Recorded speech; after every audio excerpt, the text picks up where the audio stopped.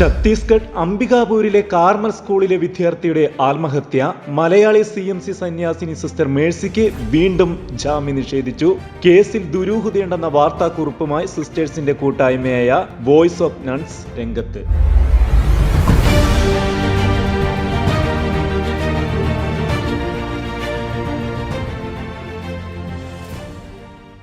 അംബികാപൂരിലെ Carmel സ്കൂളിലെ വിദ്യാർത്ഥിയുടെ ആത്മഹത്യ യാഥാർത്ഥ്യം എന്താണ്? അംബികാപൂരിലെ കാർമൽ സ്കൂളിലെ ഒരു 6ാം ക്ലാസ് വിദ്യാർത്ഥിനി സ്വഭവനത്തിൽ ആത്മഹത്യ ചെയ്യാനിടയ സംഭവം അത്യന്തം വേദനാജനകമാണ്. കുട്ടിയുടെ ബന്ധുക്കളുടെയും സുഹൃത്തുക്കളുടെയും അധ്യാപകരുടെ ദുഃഖത്തിൽ ഞങ്ങളും പങ്കുചേരുന്നു. അതേസമയം ഇത്തരമൊരു ദാരുണ സംഭവത്തെക്കുറിച്ച് നിഷ്പക്ഷമായ അന്വേഷണത്തിന് മുതിരാതെ എല്ലാ തെളിവുകളും അനുകൂലമായിട്ടും കുറ്റാരോപിതയായ സന്യാസിനിയെ ജാമ്യം നിഷേധിച്ച് ജയിലിൽ അടച്ചിരിക്കുന്നത് നീതി നിഷേധമാണ്. ഛത്തീസ്ഗഡ് സംസ്ഥാനത്തിലെ സർഗുജ ജില്ലയുടെ തലസ്ഥാനമായ അംബികാപൂരിലാണ് കാർമൽ സ്കൂൾ പ്രവർത്തിക്കുന്നത്. കഴിഞ്ഞ 3 പതിറ്റാണ്ടുകളായി മികച്ച രീതിയിൽ പ്രവർത്തിച്ചു വരുന്ന ആ സ്കൂളിലെ ഒരു 6ാം ക്ലാസ് വിദ്യാർത്ഥിനി ആത്മഹത്യ ചെയ്തതിനെ തുടർന്ന് അറസ്റ്റിലായ സ്കൂളിലെ അധ്യാപിക സിസ്റ്റർ മേഴ്സി ജാമ്യം ലഭിക്കാതെ ജുഡീഷ്യൽ കസ്റ്റഡിയിൽ തുടരുകയാണ്. 2ാം തവണയാണ് ഈ ഫെബ്രുവരി 15-ന് സിസ്റ്റർ മേഴ്സിക്ക് ജാമ്യം നിഷേധിച്ചിരിക്കുന്നത്.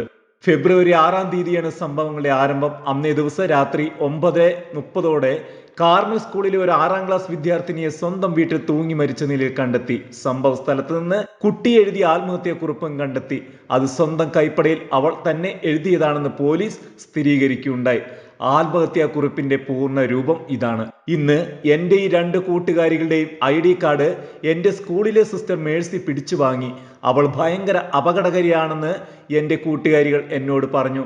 അവൾ ID കാർഡ് ഹെഡ് മിസ്ട്രസിന്റെ കയ്യിൽ കൊടുക്കുകയും മാതാപിതാക്കളെ വിളിപ്പിക്കുകയും ചെയ്യും. ഞാൻ വല്ലാതെ പേടിച്ചുപോയി. ആത്മഹത്യ ചെയ്യുവാൻ തീരുമാനിച്ചു. എന്റെ മരണത്തിന് കാരണം സിസ്റ്റർ മേഴ്സിയാണ്. ഒപ്പം ആരുഷ് 7ാം ക്ലാസ്സിലെ ഒരു ആൺകുട്ടി എന്നെ തിരിച്ച് സ്നേഹിക്കുന്നുണ്ടോ എന്ന് അറിയുക എന്ന ഉദ്ദേശവുമുണ്ട്. എന്റെ മരണം അവനൊരു പ്രശ്നമല്ലെങ്കിൽ അവൻ സന്തോഷമായിരിക്കട്ടെ.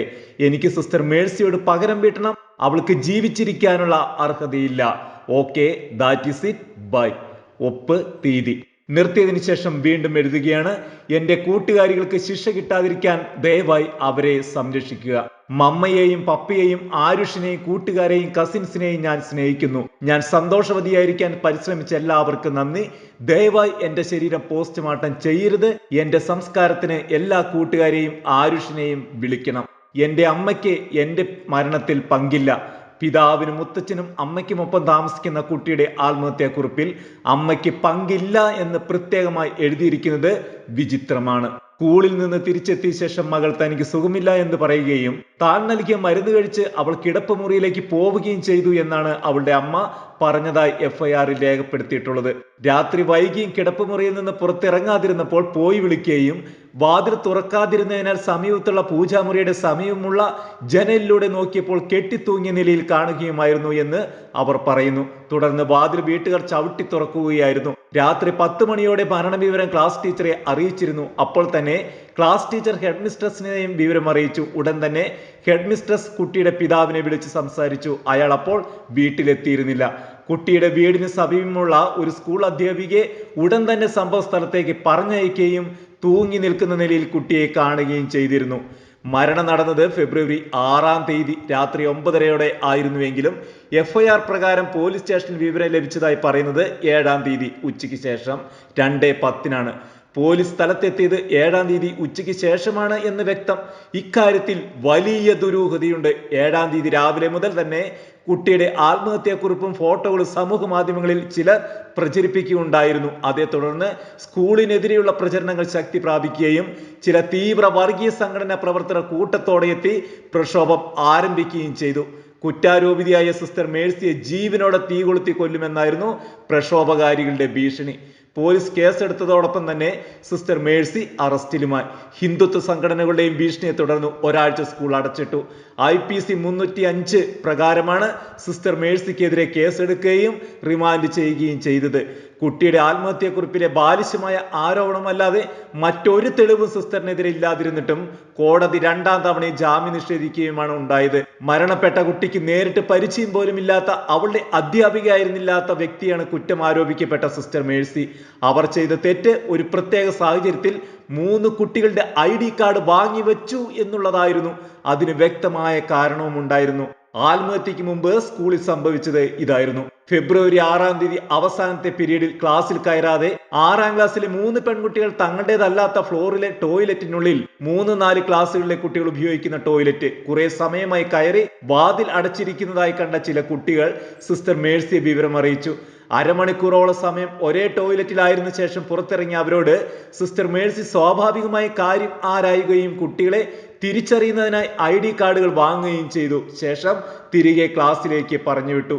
സ്കൂളിലായിരിക്കുമ്പോൾ കുട്ടികളുടെ കാര്യത്തിൽ ചുമതലാ ബോധമുണ്ടായിരിക്കേണ്ട അധ്യാപകരുടെ ഭാഗത്തു നിന്നുണ്ടാകുന്ന സ്വാഭാവിക നടപടി മാത്രമാണ് സിസ്റ്റർ മേഴ്സിയുടെ ഭാഗത്തു നിന്ന് ഉണ്ടായത്. ടോയ്ലറ്റിന്റെ കോറിഡോറിലെ ദൃശ്യങ്ങൾ ഒഴികെ സംഭവവുമായി ബന്ധപ്പെട്ട എല്ലാ ദൃശ്യങ്ങളും തെളിവുകളുമായി CCTVയിലുണ്ട്. സിസ്റ്റർ മേഴ്സി ഇടപെടുന്നതിന് മുമ്പ് തങ്ങളെ ആരെങ്കിലും ശ്രദ്ധിക്കുന്നുണ്ടോ എന്ന് കുട്ടികൾ പലപ്പോഴായി നിരീക്ഷിക്കുന്നത് CCTVയിൽ വ്യക്തമാണ്. മാത്രവുമല്ല, തിരികെ ക്ലാസ്സിലെത്തിയ കുട്ടികൾ വളരെ സ്വാഭാവികമായി പരസ്പരം സംസാരിച്ചുകൊണ്ടും ഇടപഴകിക്കൊണ്ടും അവിടെ സമയം ചെലവഴിക്കുന്നതും CCTVയിൽ വ്യക്തമായി കാണാം. പിന്നീടുണ്ടായത് ഇതാണ്. മരണപ്പെട്ട കുട്ടിയുടെ ഗ്രാൻഡ് പേരന്റ് ആയ അഭിഭാഷകന്റെ ഇടപെടലുകൾ ഇക്കാര്യത്തിൽ വ്യക്തമാണ്. കുറ്റാരോപിതയായ സന്യാസിനിക്ക് വേണ്ടി കേസ് വാദിക്കാൻ അഭിഭാഷകരാരും തയ്യാറായിരുന്നില്ല.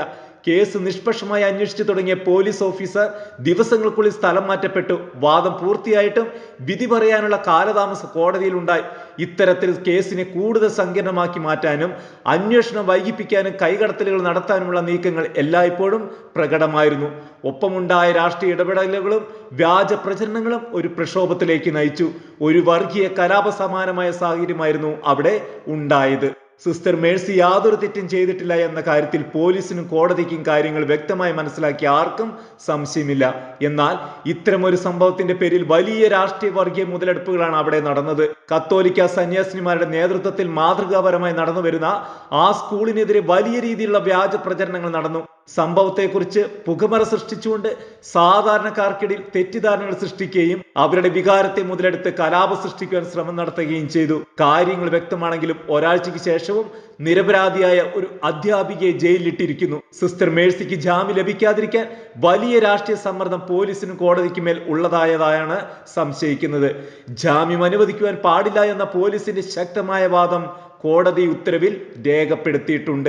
ഇന്ന് കാർമൽ സ്കൂൾ അധികൃതരും അധ്യാപകരും കടുത്ത പരിഭ്രാന്തിയിലാണ്. തങ്ങളുടെ ഭാഗത്ത് യാതൊരു പിഴവും ഉണ്ടായിട്ടില്ല എന്ന് സാമാന്യ ബോധമുള്ള ആർക്കും മനസ്സിലാക്കുവാൻ കഴിയുമെന്നിരിക്കെ വ്യാജ പ്രചരണങ്ങൾ നടത്തി കലാപം സൃഷ്ടിക്കുവാനുള്ള ശ്രമമാണ് അവിടെ നടന്നത് എന്നതാണ് കാരണം. ഇനിയും ഒരിക്കൽ കൂടി ഇതുപോലെ എന്തെങ്കിലും സംഭവിച്ചാൽ പരിണിത ഫലം പ്രവചനാതീതമായിരിക്കുമെന്ന് അവർ ഭയക്കുന്നു. സുപ്രീം കോടതിയും വിവിധ ഹൈക്കോടതിയും ഉൾപ്പെടെ വിദ്യാർത്ഥികളുടെ ശിക്ഷണ കാര്യത്തിൽ അധ്യാപകർ സവിശേഷമായി ശ്രദ്ധ പുലർത്തണമെന്ന് വിവിധ വിധികളിലൂടെ ആവശ്യപ്പെട്ടിട്ടുണ്ട് എന്നിരിക്കെ ഇത്തരമൊരു സാഹചര്യത്തിൽ കാര്യം അന്വേഷിക്കുകയും ID കാർഡുകൾ വാങ്ങുകയും ചെയ്തു എന്നത് മാത്രം ഇപ്രകാരം ഒരു അധ്യാപിക കുറ്റക്കാരിയാകാനും ജനരോഷത്തിന് ഇരയാവാനും കാരണമായെങ്കിൽ അവരുടെ ആശങ്ക അടിസ്ഥാനരഹിതമല്ല.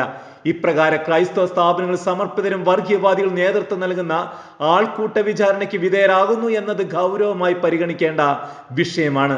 നിസ്വാർത്ഥമായി സേവനം ചെയ്യുന്നവരെ ഭീഷണിപ്പെടുത്തുവാനും ഭയപ്പെടുത്തുവാനുള്ള നീക്കങ്ങൾക്കെതിരെ ഭരണ സംവിധാനങ്ങളും നിയമവ്യവസ്ഥയും ജനാധിപത്യ വിശ്വാസികളും മുന്നോട്ട് വരേണ്ടിയിരിക്കുന്നു.